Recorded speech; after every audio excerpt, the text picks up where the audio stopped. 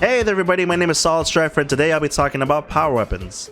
I'll be talking about the pros and cons of each weapon, where I feel each weapon fits best, and give you my little insights on how I feel about each weapon as a whole.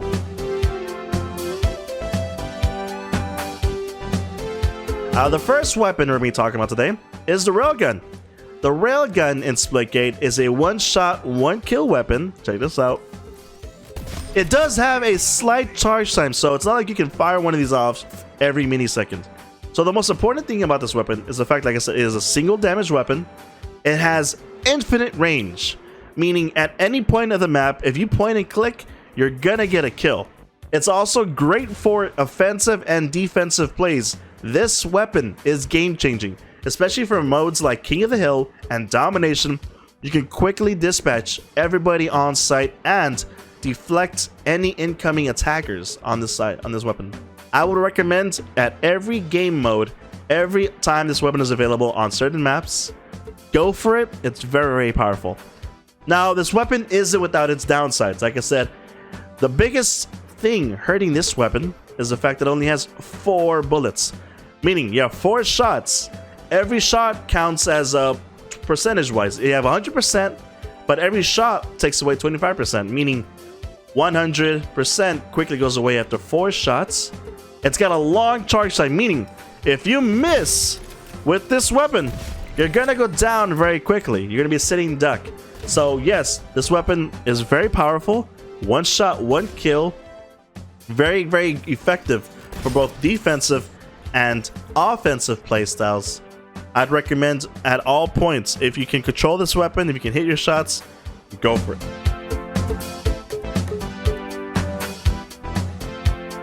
Alright guys, that was the Railgun. This is the sniper rifle. The sniper rifle is exactly what the name says. It is a sniper rifle. It is an instant headshot at any range across the map. This weapon is very, very powerful. It kills in 2 shots if you don't land on the head.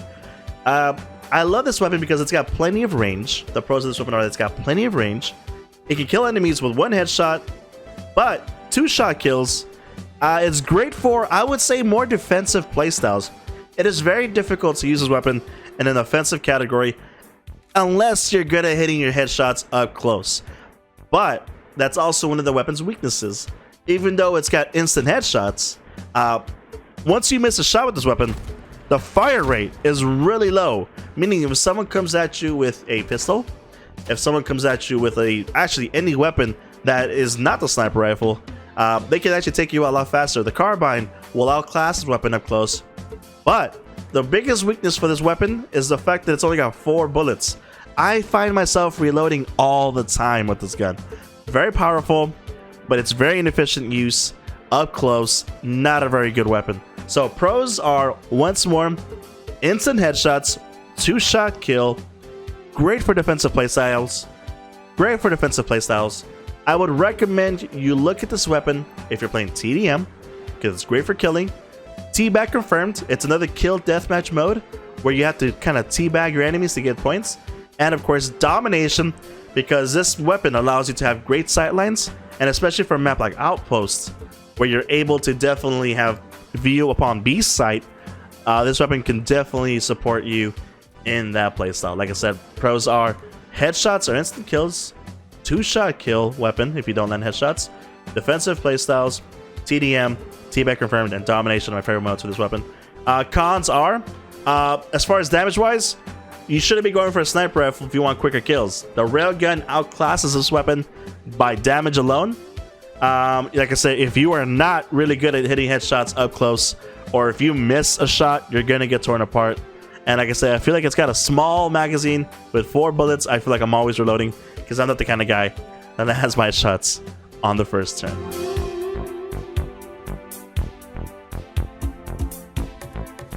Alright guys, so that was the sniper rifle.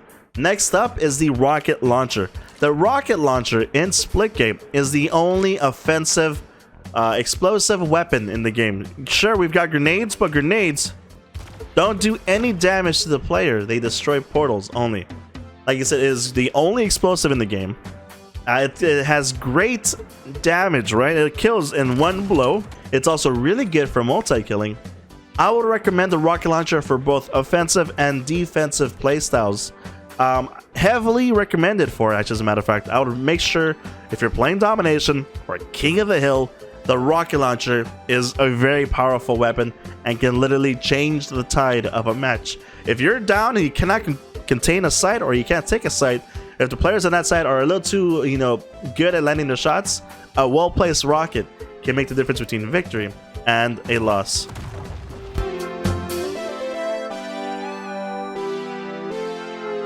Alright then guys, so that was the rocket launcher. The next weapon we are going to be talking about today is the plasma rifle. The plasma rifle in Splitgate is one of the most effective and dangerous weapons up close. This weapon will absolutely shred you up close. It's got decent mid-range accuracy if you properly track and lead your shots. This weapon has one of the most unique things about it, in the idea that you don't actually ever have to reload. It's got a percentage meter, and the weapon is based on energy blasts. So if you never overshoot the gun, like so, then you will never get this animation. This is kind of like the reloading animation, but if you burst your shots here and there, you won't have to worry about that ever happening, meaning you effectively can use the entire mag or the clip, whatever this thing is it has inside of it, without ever having to reload. A weapon that doesn't have to reload is a weapon that's very efficient because you never have to worry about being out of a firefight, without your weapon. It's also got, like I said, it's got a very big magazine, so it can fire for long periods of time. You can hold positions and get kills very efficiently, especially in areas where you have small corridors and your enemy doesn't have much room to work with. Like I said, the recoil is actually manageable. You have to slightly hold down, and every shot that you shoot that's straightforward will land. Alright, meaning you can decimate entire teams in a small area by just holding down the shooting button and managing with the slight upper recoil that it's going to give you. Like I said, this weapon is, I would say, highly recommended for any and all playstyles, defensive and offensive, because you can hold a site really well with this weapon, and you can defend one really well too. You can take out people really quickly. It's high damage, makes it very reliable as an in-game masterpiece. It'll decimate your enemies very quickly. Like I said, it's great for all playstyles and all modes. Look for this weapon. Now, this weapon isn't without its downsides. As far as range and the overall effectiveness to kill and reliability, I would say this weapon, because of the way its projectiles work, is outclassed by the SMG overall, because the SMG will actually get better kills at a far bigger spread of distance. If you do not lead your shots from someone who's very, very far and or mid-range, you will not get a kill. You'll waste all this ammunition, you won't get a kill, and you'll be wondering what on earth happened. Like I said, this weapon's animation for overheating is very, very long. In this whole time that this weapon's overheating, someone's going to take you out. So if you're not careful with the firing method of this gun, you're going to be taken out very quickly. Like I said, it's also very reliable at mid to high ranges because of the fact that you will get killed if you're not careful with its bursts. Also, if you don't even try to manage the recoil, you won't be able to land your shot. So if you can just manage the recoil, you'll be okay. And also, this weapon is always placed in really awkward sections of the map. You'll see a plasma rifle placed somewhere like on the bottom of the map or in a weird spot where you can't really control the sight. So this weapon is actually placed out of sight reaches for some particular reason. Only one map I know, I think it was Atlantis, placed this weapon in a actually effective area. So for the most part, this weapon's great up close, great control if you can control it. The biggest weakness is it doesn't really do well at medium ranges if you don't lead your shots. And of course, the overheating mechanism is really horrible if you're not careful.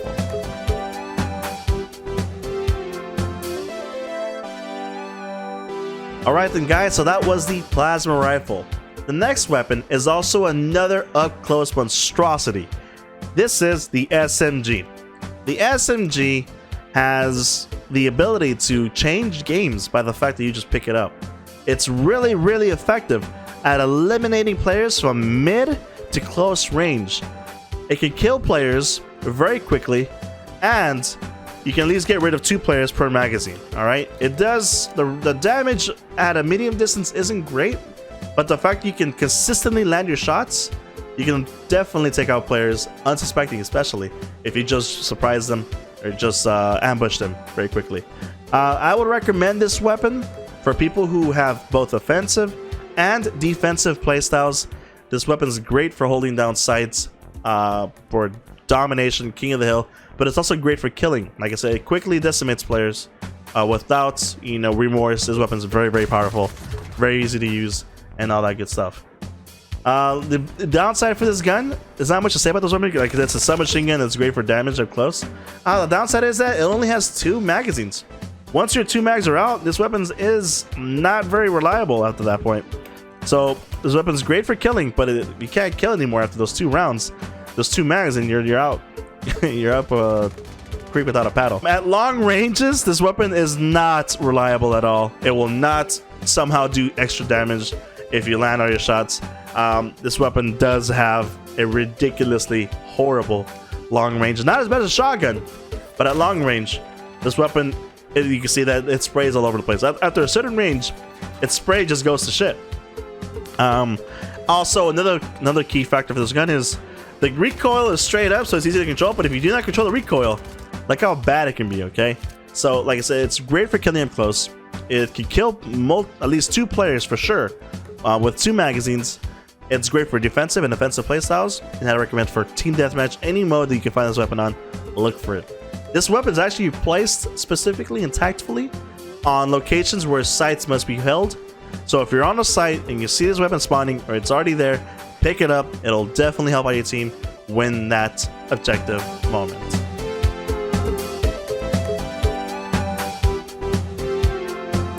Alright then guys, so that last weapon was the SMG. The next weapon that we're going to be talking about is the BFB. The BFB actually has the coolest name in the game. I'm actually not going to say the name. Use your imagination to figure out what the name is. So this weapon actually has a one-shot kill, and it's got a really cool feature where if you're close enough, it'll dash and kill the enemy player. This weapon is very, very powerful for modes that require you to not only hold sites, but attack them as well. It does have a dash, like a dash that will literally jump at someone, and you can use that to kill somebody. As you saw right there, NoodleZ just quickly flew at me once he killed me. Check this out. So the coolest thing about this weapon as well is that it's also great for both defensive and offensive playstyles. Meaning, like I said, if you're attacking a site or if you're defending one, the fear put into the hearts of other players by the BFB will make them either run out or focus you, and thus allowing your team to come in and take advantage of the situation that you just created. The BFB is terrifying.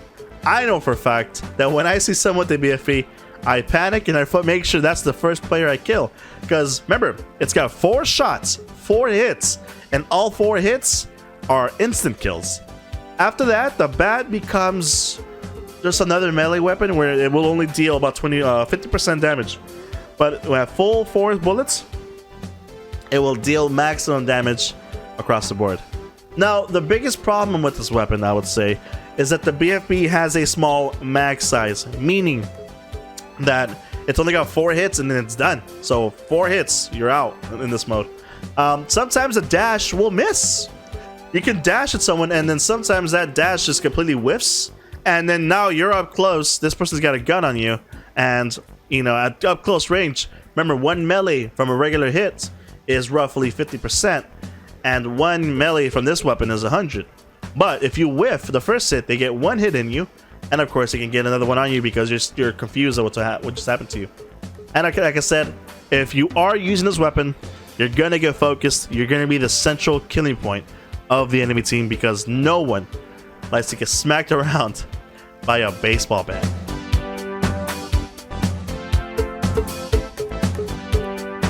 Alright then everybody, so that last weapon was the BFB. The next weapon we're going to be talking about is the battle rifle. The battle rifle, as many of us have known, is just like the one found in Halo. Meaning it's a 3-burst weapon that will deal 65 hits if you land all 3 shots to the body, making it very reliable at many ranges, at any range as a matter of fact. It's also very consistent in its 3-hit method, where if you hit someone 3 times and you hit them again, you will get a kill very quickly. It's got plenty of ammunition, as a matter of fact, and you have a total of around 90 bullets with this one. So 3 full mags with 3 shots doing 65 months damage is very effective overall. And of course, I would say this weapon is great for offensive and defensive playstyles, only because, let's say if your teammates go in and, let's say, get some hits on the enemy player, one quick burst will eliminate anyone that's in your path, especially if they've already been in a prior firefight. So the best modes I would recommend for the battle rifle are Team Deathmatch, because its ability to kill is very, very cool, very, very reliable. And of course, Domination, only because you can eliminate people off of sites and or attack sites very efficiently. I would also say that this weapon will be reliable for King of the Hill, but King of the Hill requires a little bit of more, I would say, skill as far as landing your shots. This weapon can be a little difficult to land your shots on. Cons against this weapon are that up close, if you miss a burst, you're gonna go down very quickly. Its fire rate is kind of on the low side. If you miss your shots, you will get murked. Also, if you are far away, if you don't lead your shots, you'll actually whiff and miss a lot of shots. And sometimes those 3 bursts, one shot will actually go off in a weird way. So it's got a really weird situation where sometimes, even though you're shooting at a target and it's far away, if you didn't lead it properly, you'll miss 1 or 2 shots. Meaning you'll probably land one of those damaging shots that we used to kill.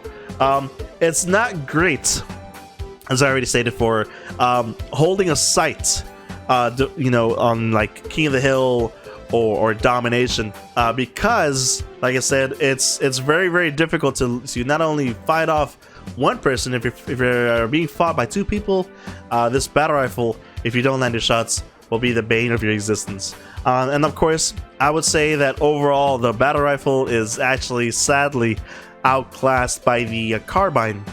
Overall, the default weapon, the carbine, is more, I would say, reliable than battle rifle, because even though you land all your shots, you feel like you're doing everything right, sometimes the battle rifle will whiff, or it will just, you'll feel like something's not working with it. So as far as reliability, I would say the carbine is way more reliable than the battle rifle. It completely classes it in every situation, and I would recommend the carbine anytime over a battle rifle if you just do not know how to master this weapon overall. Okay, so that was the battle rifle.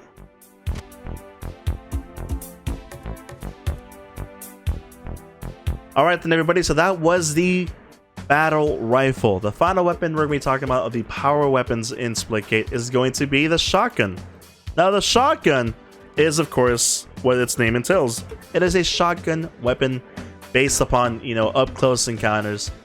Like I said, this weapon is a one-shot kill up close, regardless if it's a headshot or a body shot. It is great for offensive and defensive playstyles because you can quickly dispatch your enemies, especially the ones who are on site. It's also great for defense, meaning if players are jumping in through portals, you can quickly pop them off as they come in and they don't know where you're at exactly. The cool thing is that this weapon does have the ability to, you can shoot someone. A really cool tactic with this weapon is that you shoot somebody, you quickly switch to your next weapon and finish them off. So sometimes the shotgun will whiff a shot, or if you did enough damage to one player and you're out of ammo, you can quickly switch off and finish them off with another weapon. So its switching ability is really, really reliable, especially for team shotty snipers. That's why this mode is so fun to use, because let's say you land a sniper shot, you can quickly switch to your shotgun and finish them off like that. I would recommend this gun, especially for the modes of King of the Hill, Domination, and Team Deathmatch. Domination because, of course, you have to control 3 sites. One site can actually, without a doubt, be shut down by a shotgun. As long as someone has a shotgun on one of these sites, you can definitely hold it down, regardless of the map it's on. I'd also recommend this weapon for King of the Hill, because, of course, since it's a single site, imagine single site with a shotgun, you're going to hold onto that site very efficiently and or attack that site and eliminate players, because, of course, they have to be in this little circle and of course up close range. The shotgun is an absolute monster. And Team Deathmatch because, of course, it's time to kill, very reliable, easy to use, and all that goody stuff. Now, the most horrible thing about this weapon is its range. It's actually atrocious, as we'll show you. At long range, this weapon does horrifically bad damage. It is very reliable. It took my friend 4 shotgun shots just to even get an idea of what a death would feel like. That was at medium range, so do not use this weapon at medium ranges. It'll let you down as much as my Dodgers do in the World Grand Finals and or the World Series. Like I said, another bad thing about this weapon is the fact that it's got a small clip size. 3 bullets feels like enough to kill a player, but when you're being attacked on all different sides, you miss a shot, you only got 2 shots left, you miss that shot, you got 1 shot left, and if you don't do enough damage to finish off a player, you're gonna be stuck reloading, and or you're gonna be completely out of ammo because it's only got 6 bullets to work with. And also, like, the reload animation is ridiculously long, meaning if someone's trying to kill me, they're gonna get me. Yes, I can stop a reload time with a quick, like, clicking it. Like, if it's reloading, if I click again, it'll stop that shot, but it'll only have 1 bullet in there. And then let's say if you miss that shot, you have to keep trying to reload. So reloading is this weapon's biggest weakness, alongside its small ammo clip and, of course, range. The shotgun absolutely hates range. And that is power weapons. Now we're going to do a quick little montage of how I would use every one of these weapons in a match.